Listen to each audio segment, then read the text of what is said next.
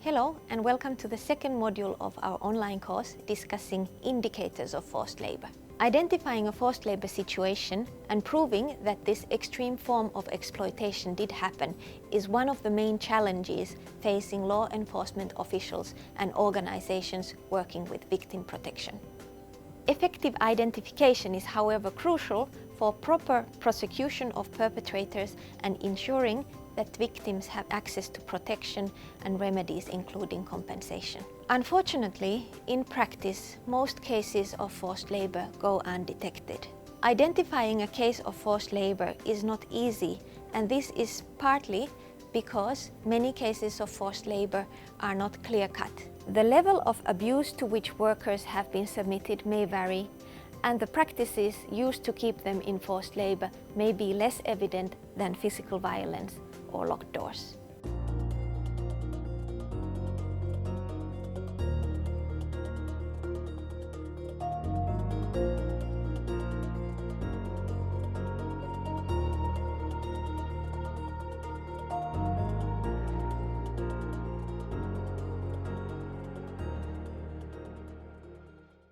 In this module, we'll introduce the ILO indicators of forced labor as a tool for detecting the signs that might point to a forced labor situation. We'll also discuss how to better approach the continuum of exploitation that includes a broad range of minor and major labor law violations that need to be addressed in order to prevent forced labor.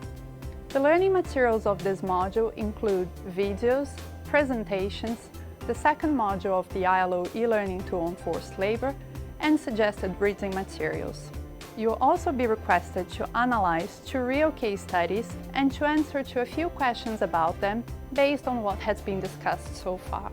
And again, it would be very interesting to hear about your own experiences. For instance, does your country have similar lists of indicators or checklists that are used for victim identification? Or even, does your company use similar lists of indicators in supply chain compliance assessments? And what are some of the challenges and good practices in applying those lists in practice?